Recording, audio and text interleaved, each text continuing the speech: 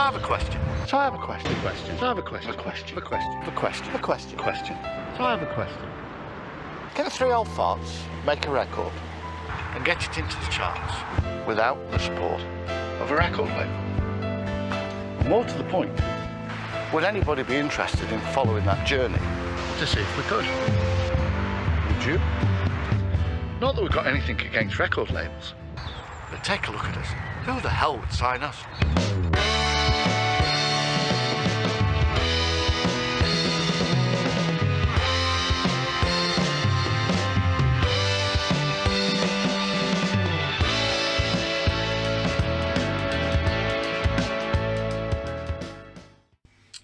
So, welcome to this episode of Maybe Never.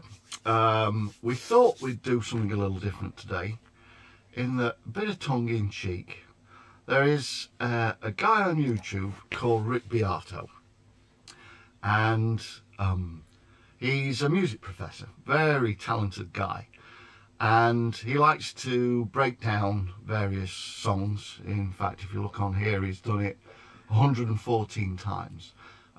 What makes this song great? Well, of course, we haven't released any of our music yet, but we think this song is great, so we thought we'd try and do the same thing and break down for you how we've composed it, how we've arranged it, produced it, and try and see if we can do it in such a way that would make Rick Beato proud. It'd be interesting to see whether he would ever do a version for us at some point, and whether he'd like it or not. But, especially if he sees this. Especially if he sees this. So I will leave a link below for his channel. Definitely go and check him out. Very talented guy, very knowledgeable guy. And if you're interested in music, he really does explain how things are broken down. So definitely worth checking him out. So, you may have, if you've seen some of the earlier episodes, you'll have heard us talk about a track called Hard Times, and you'll probably have picked up how that came about, primarily to start with me just playing around on a piano at my girlfriend's house. My girlfriend at the time is now my wife, and this is kind of what we started off with.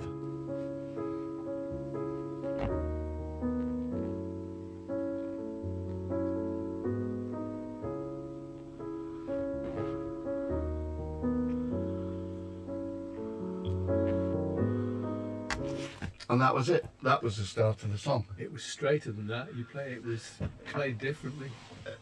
Yes, I think it was. And when I first heard it. What we can do is... That's got a little bit of a kick in it now.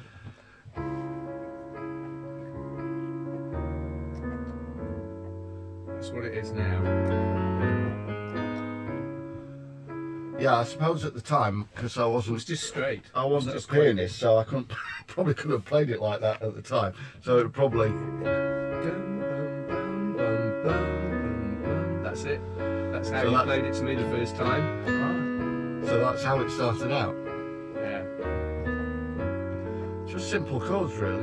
Yeah. That's it.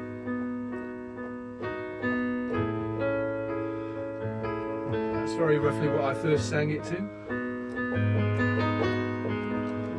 Even then you've embellished a bit. Oh yes. Well, I got better as a pianist, didn't I? Absolutely. I'm still not a pianist, but I got better at playing. So this is basically what we did as a piano part. Now, we used this grandeur piano. It took us a while to actually find the right piano sample. But we wanted something very soft, very gentle. Because the whole point of this first verse really was to emphasize the vocals. So if we just bring the vocals in as well.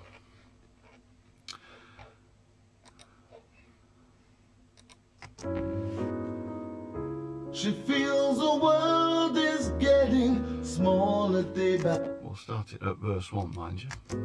Yeah. Hard times is getting older. When you still feel like a child. So as you can hear in the voice, we asked Vern. Vern's a very powerful singer. He's a soul singer, and on some of the tracks he doesn't half whack it out, and time will tell. He's really pumping it. But on this track, it just needed to sit back, and it needed that space, that breath to sit with the piano, and I think he did an excellent job on that, really. Hard times is getting older. When you still feel like a child. The man says it doesn't matter anymore. But can his soul be so dried out? So this is a $64,000 question that we do get asked when this is played, and so we have to turn to Keith for this question. What does that verse mean? I wrote it when I was just 24, but already I was aware that there were massive differences between what I thought and how I felt. As I was teaching at the time, Right. and it just an overwhelming sense of adult responsibility. And in my head, I still felt 17, 18, or even younger. And I suppose that's the basis of it. It was a kind of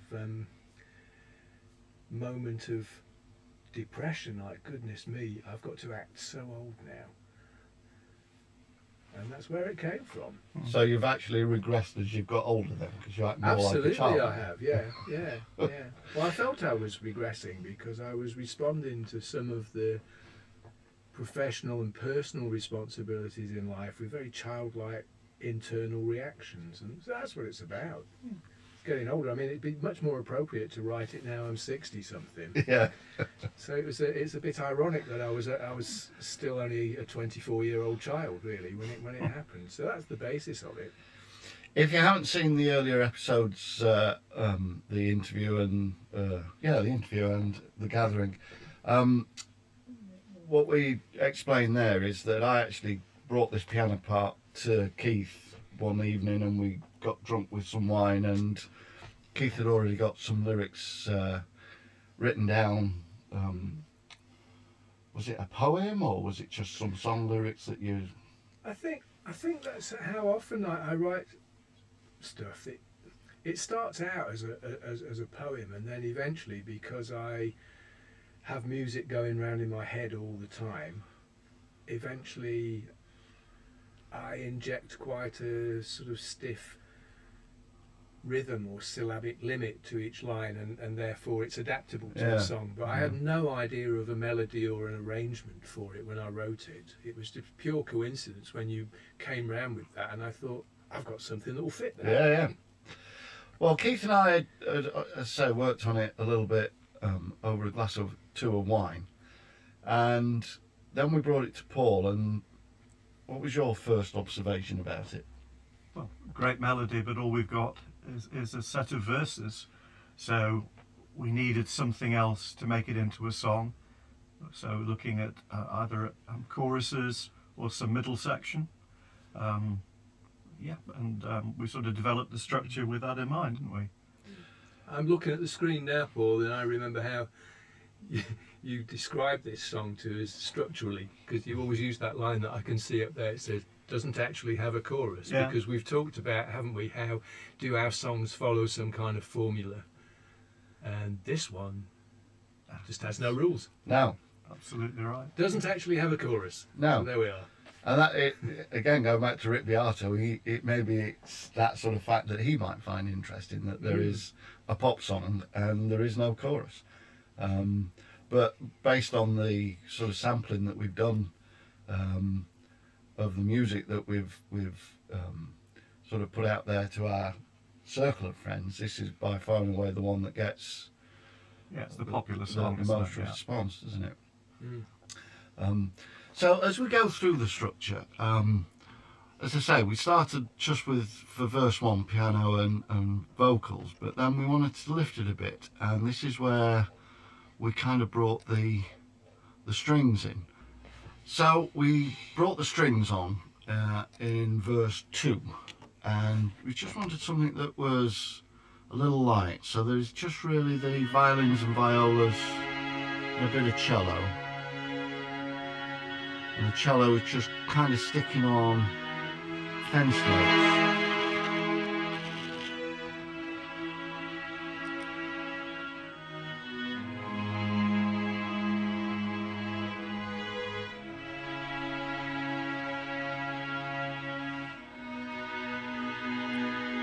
And I have to say, this BBC Symphonic Orchestra is just phenomenal sampling. And we tried to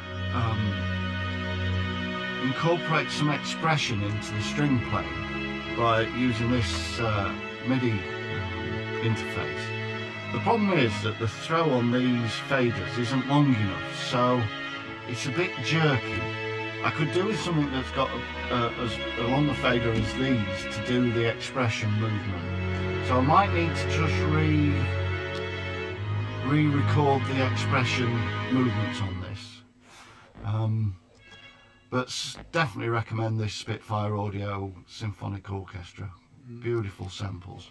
I've got the much cheaper Discovery version at home, and it's equally impressive. Yeah. And the thing I liked on this one was how we brought these double basses in at the bottom. Just gave a lot of richness.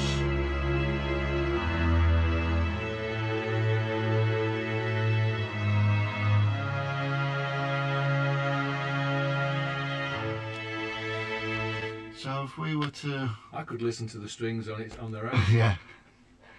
Yeah. Fabulous. To plug in time on me.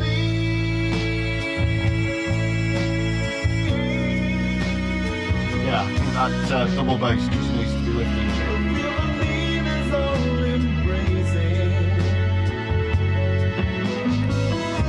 You'll note that this song isn't actually mixed yet. It's just still in its production stage. I'm disturbed by my own lyrics when I hear that second verse again.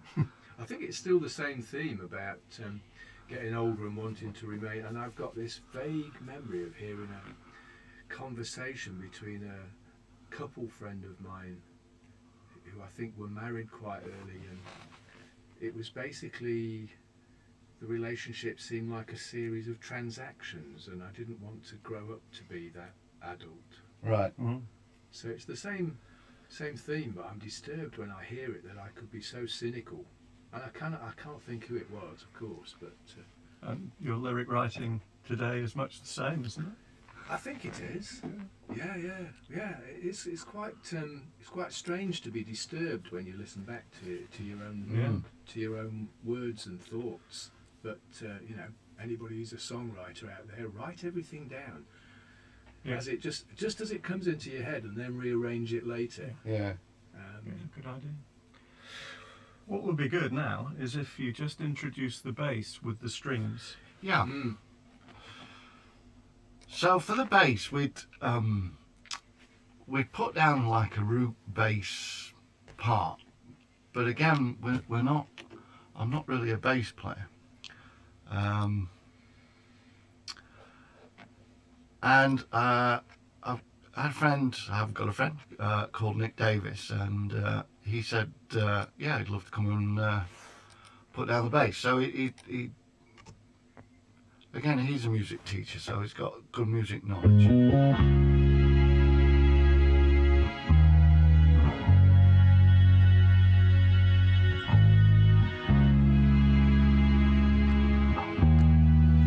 And they're off the beats, aren't they? It's slightly late, yes, to give it a feel. But I suspect that is matched to the vocal, though. Is that right? Will you play that with the vocal and try and get that feel so that you match the time into the words? So if we bring in the vocal now.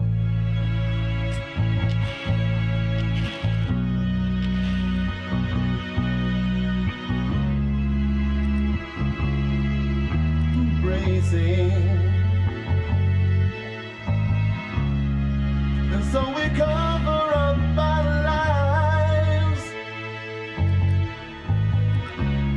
mumbling something about privacy Take it back to the beginning of verse 2.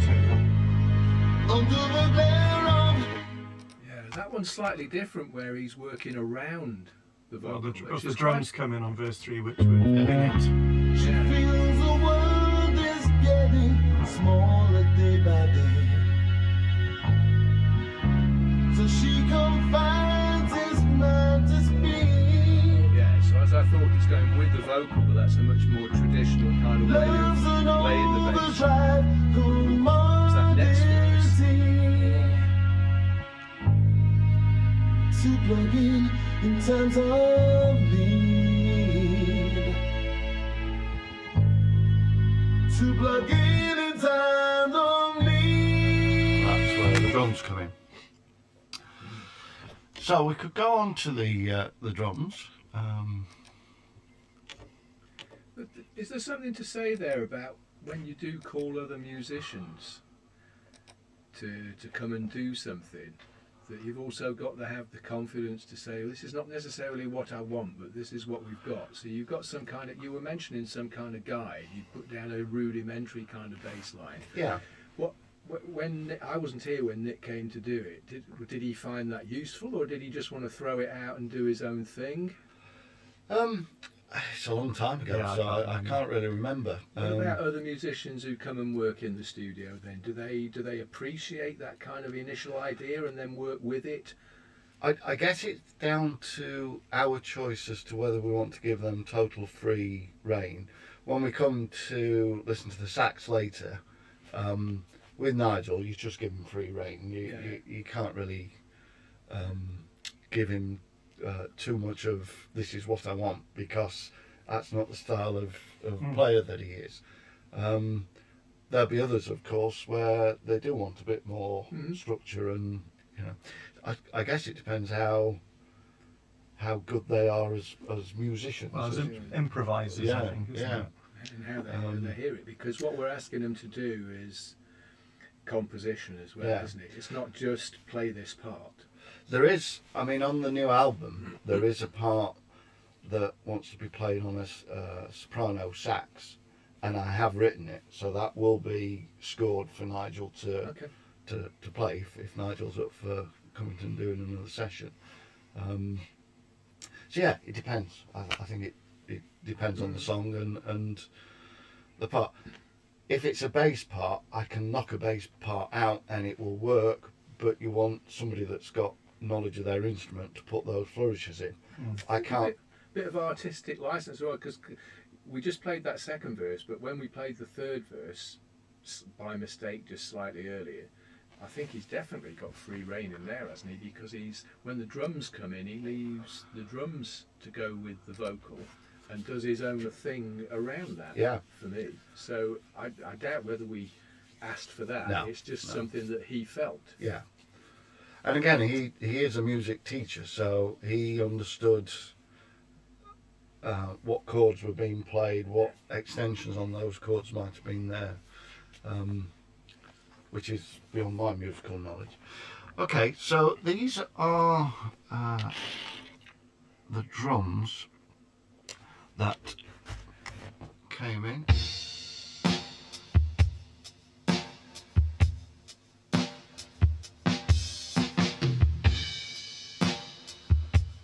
Just a basic support pattern. It is.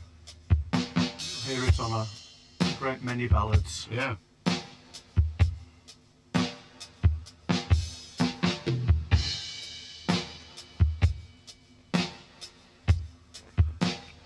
And that is in contrast, and we'll come on to the bit more detail of the middle eight, but when you listen to what you put down for the middle eight, who would have thought you would have had marching snare drum on a ballad? That was a stroke of genius, that was. That's the musical creativity when you ask musicians to do it. So well done, Paul. Yeah, that was grand. It's making me smile about how nice and gentle it is, because remember we used to nickname you Animal? Yeah. Yeah. If there was some embellishment that you could put in, you'd do You it. would, yeah. Yeah. I think And the interesting point about the first, say, section of the song is it's 3 verses, one after another. Yeah. So the important point was to build it up so that it always had something to retain a little interest. Yeah. And for the drums to come in, what we did was we repeated the last line of verse 2 and then put a stop in the backing, so it's only the vocals that carry on, and then the drums enter. Well, that's all right. Times of need to plug in times of need.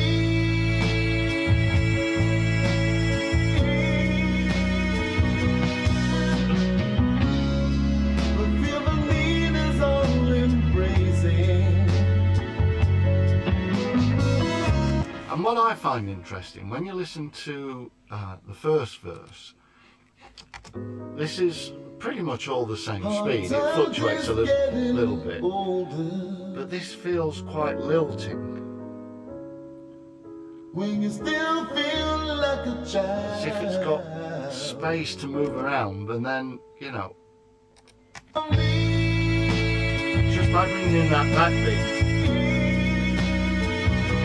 it just tightens everything up. It's the tempo.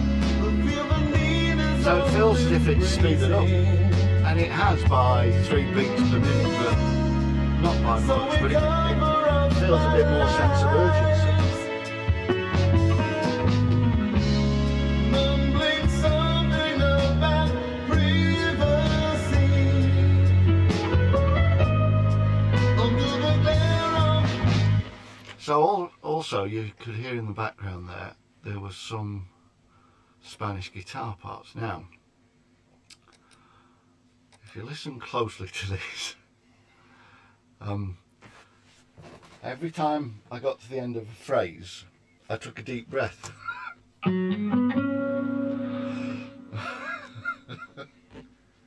Well, it's just, that's what you did, so it's part of the song. No, we're going to re-record them. No, I think It's not a great- sometimes you have to leave it.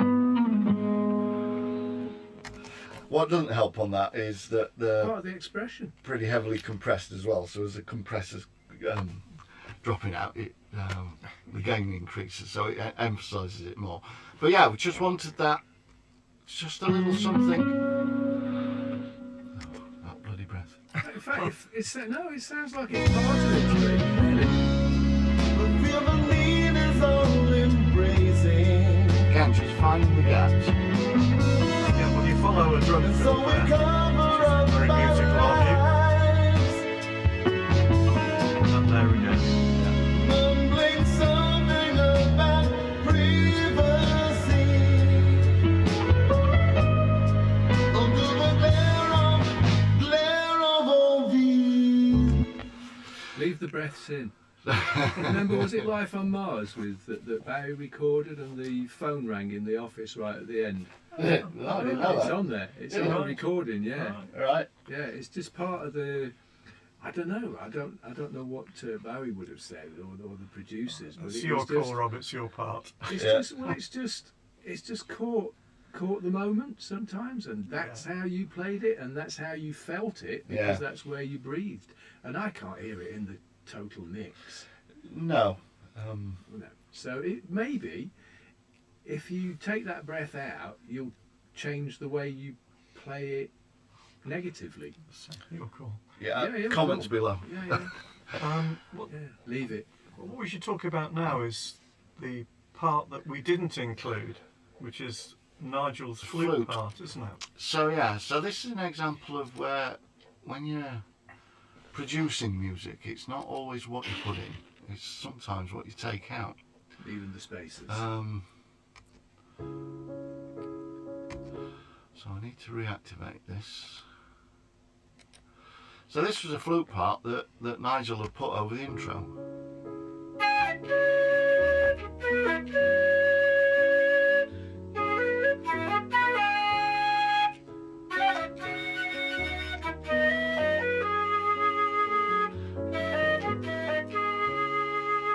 Hard times is getting.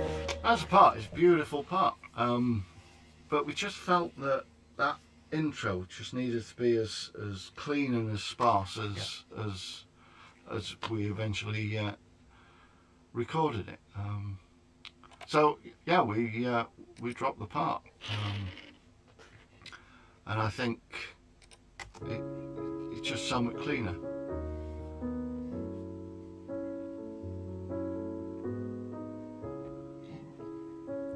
And this is faithful to the original idea, the original Yeah, composition. yeah. It was just piano and vocal, Yeah. wasn't it, when we originally did it? So then, if you will notice at the end of verse 3, we actually drop a beat into what is either described as a middle 14 or a 4-bar bridge into a middle 10. But we call it the middle 8. That's how I always thought.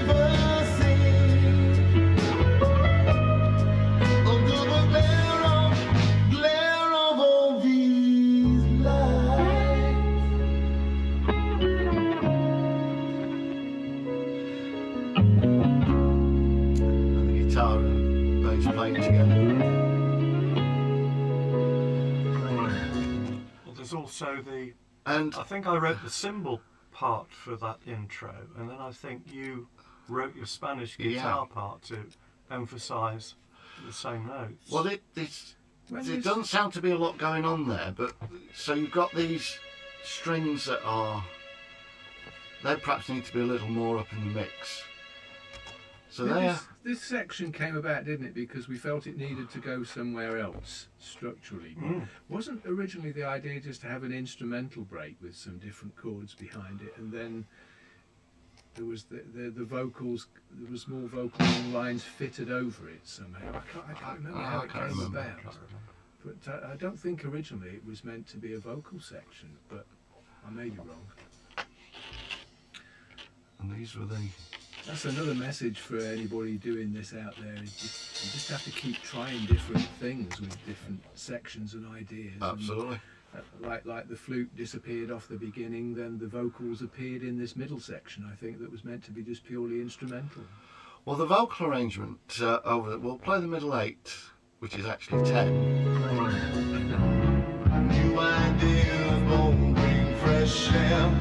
This Ideas won't bring no changes. New ideas won't bring fresh air. So that first part, I do remember this. I was singing the original line, "New ideas won't bring fresh air," and then you just came in as I was tailing that off with that new line. And straight away I said, we've got to keep that. And again, if we just listen to how Vern does that section. New ideas won't bring So it's in fresh harmony air. there. Fixed ideas won't in bring unison, those should I say. changes. New ideas won't bring fresh air. And then we have a harmony line taken from your original line. Yeah. And then it goes New back into ideas unison. won't bring fresh air. Fixed ideas won't bring those changes. New ideas won't bring fresh air.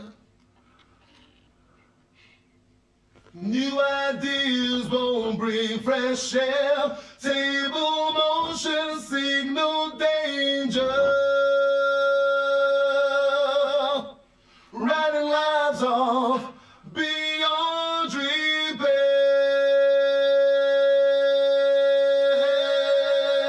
repair.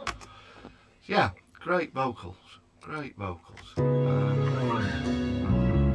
New ideas won't bring fresh air. Fixed ideas won't bring no change. Then on the bass, it's just that. Ideas won't bring fresh air. It's a pretty dark lyric, and the bass reflects that very well. Ideas won't That bring fucking fresh hi-hat. air. More hi-hat. It's the animal in it coming out. Just pins it down though.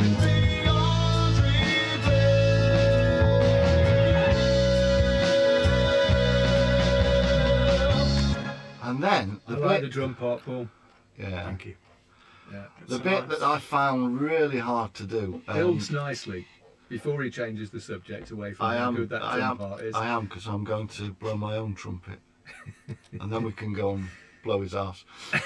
This string run, how these are really difficult to do.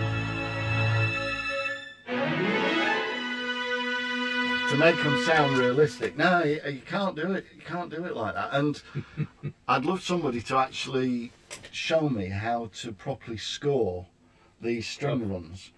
I think you can actually now get samples of string runs being played, but trying to get the timing of them, that one bar or part of a bar took me probably a day to write. When you said how they were scored, I'm sure that I've seen some ancient manuscripts from Beethoven who used to leave that to his musicians. So he'd write the start note and then a wriggly line and an end note or something like that. So I don't think they were ever scored. He just used to, I imagine, say roughly what he wanted with the start and the finish, and they did the in-between bits. He trusted the musicians. I don't Can't know really do that with Pro Tools. No. Leave it up to Pro Tools. No, just talk to it and say, go on, do your thing. So let's just have a listen to the end of the middle 10, just to see how we brought in verse 4.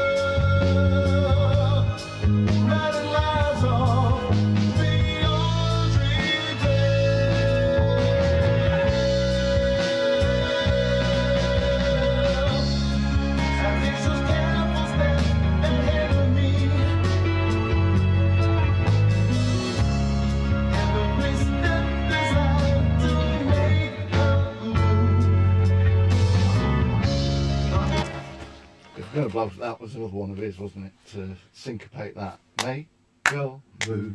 Yeah, we've got to give Paul the credit4. for that. So at the end of the middle 10, we've got your string run. Yeah. We've got Vernon holding a note. Yeah. And a Jeff Beccaro fill. A Jeff Beccaro fill. Let's have a listen to that. There should be a piano run as well, just before. But it's not very... Yeah, don't overdo it. It's fine. No, the piano run's there. Let me just... Oh, you mean you'd mixed it out? Well, it's just a bit low in the mix.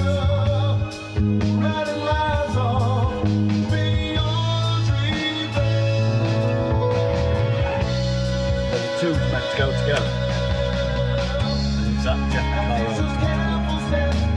Let's have a listen to that. We've Never got noticed that before. I think it's what the snare piano tom. run. It's snare tom tom snare. That's classic Jeff Beccaro.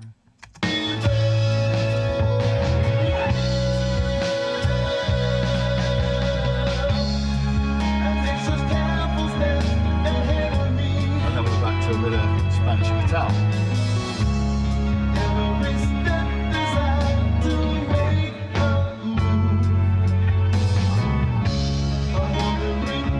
And then also, if you notice in the bass, he does a nice little slide there, does old Nick.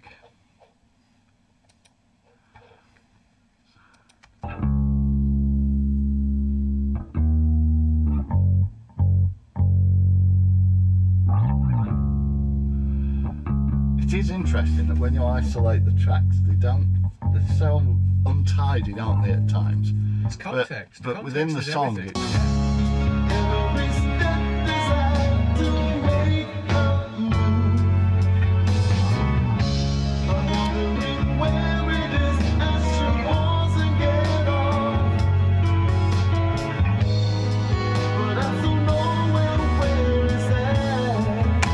Right, I'm stopping it there because this is where the genius starts. We asked Nige to, can you put a solo on this? And we didn't give him anything, didn't give him any chords, and he just went through to the other room. And within, just a few takes, came up with this.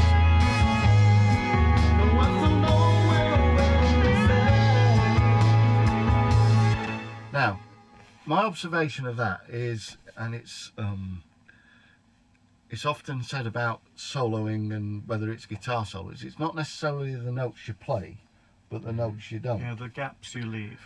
And if you listen to the start of this solo, it's just notes. Well, 3 notes goes up.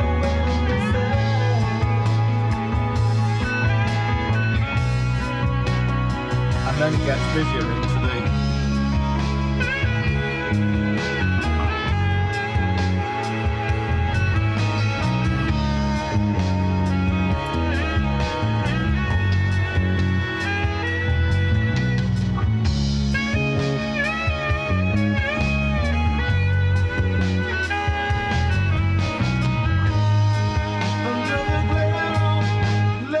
So to answer your question of earlier, do you give musicians free rein or do you score?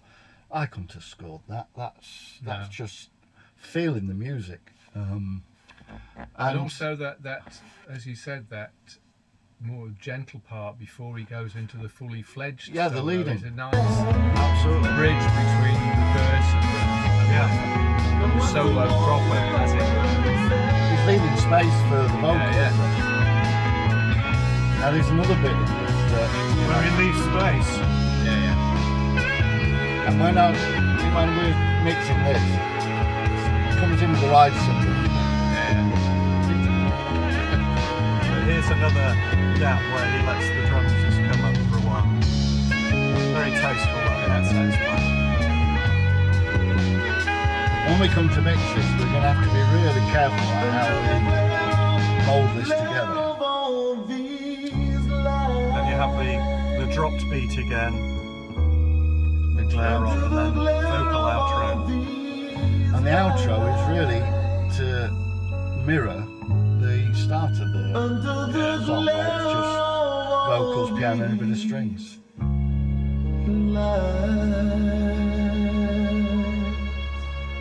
Indulge me a moment, just solo the sax with We nothing shall. else on. We Can shall. you do that? In a way, it's more impressive in context because of what It he is, it lets is. come up to the surface. And that's a long breath. Yeah. He played all that on one breath. I couldn't hold my breath that long, let alone play at the same He time. can do circular breathing though. Yes. I'd have drowned on my own saliva by then. Yeah.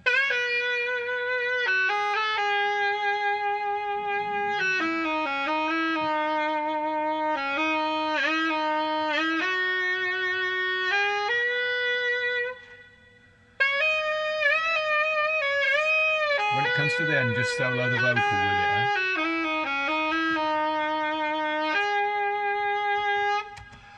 Solo the vocal with, Oh, does the sax drop out just before Yeah, it comes yeah. in? Okay. yeah. And again, going back to about pre-writing parts for musicians, because I don't know how to play a sax, I wouldn't know how to write in any slides. Again, if you listen to the part, he slides up to notes. Yeah. I don't know whether he does that with his tongue. I don't know how they do it. So if you don't know how to do it, you can't really write it into.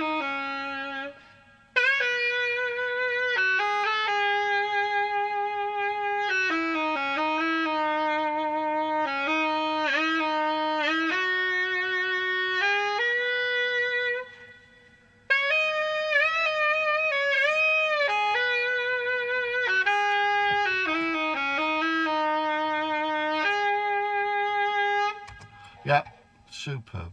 Just a word about the anticipation of the solo. So if you put verse 4 on again through to the end.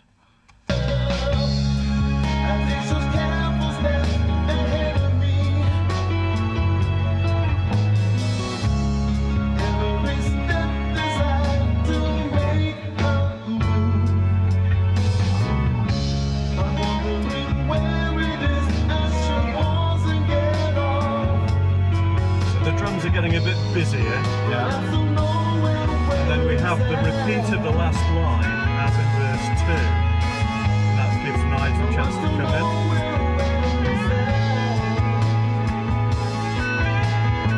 And you know there's something going to happen now. Yeah.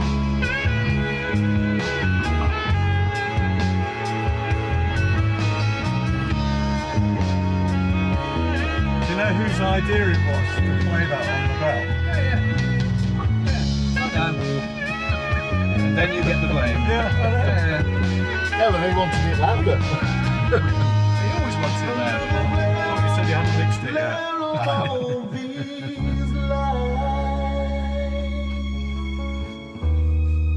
Under the glare of all these lights, under the glare of all these lights. Yeah. Great vocal performance, Vern. Let's just go back to the bridge.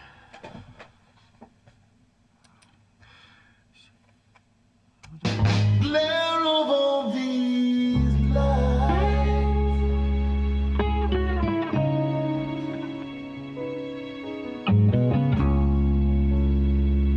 The animal in me is going to tell you I can't hear the cymbals. There's a cymbal part in there. Yeah, but you know why that is? You cut them out. No, No? it's a known fact that as you get older, you lose the higher register of your hearing. Eh? Yes, they do need mixing up. As I say, it's not fully. It's only a working mix at the moment. But it would be nice just to put them up, just to see how they work with the guitar, because I seem to remember I played the cymbals first, and then you put the guitar on top, which can't have been a particularly easy feat. Glare of all these lights.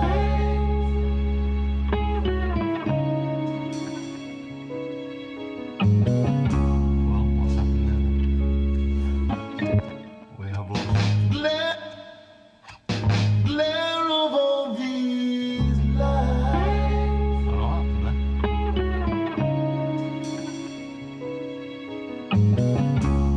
So the bass is under those cymbals.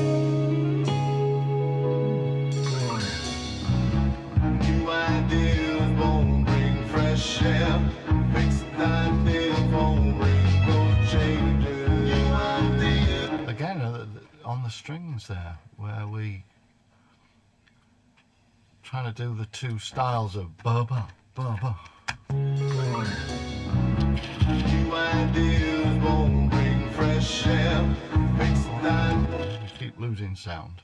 New ideas. So we've got the cello and the bass playing the same rhythm, haven't we? Yeah. At the moment, we've got nothing played at the moment. Don't know what's going on. New ideas won't bring fresh air. Fixed ideas won't bring no changes. New ideas won't bring Oh, it's fresh my air. headphones that have dropped out, is it? Ah, that's why I kept stopping. My headphone kept dropping out. Ah. So we'll do that. So yeah, over the middle eight, we changed some of the string. This da da da da.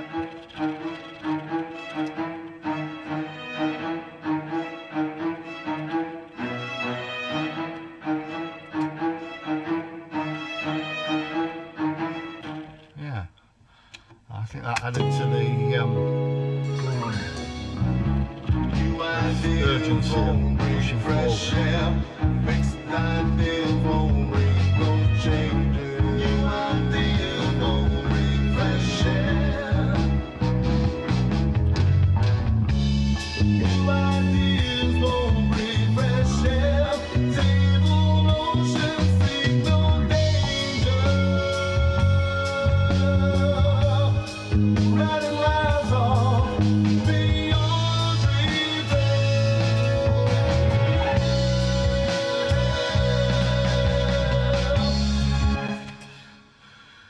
So there you go. That is what makes this song great. And we think it's great. We hope you think it's great. We hope Rick Beato thinks it's great. Hopefully soon to be on Spotify and other streaming platforms. Yeah. And I'm still nowhere where it's at. And we're still nowhere where it's at.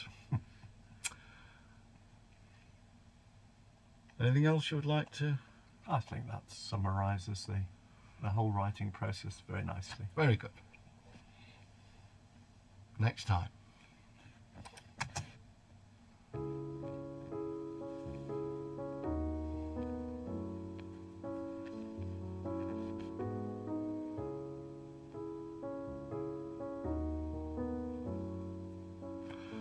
That piano line, your lyric sheet, and a bottle of wine. Is Yeah. getting older. What's interesting is And that 30 years later. yeah.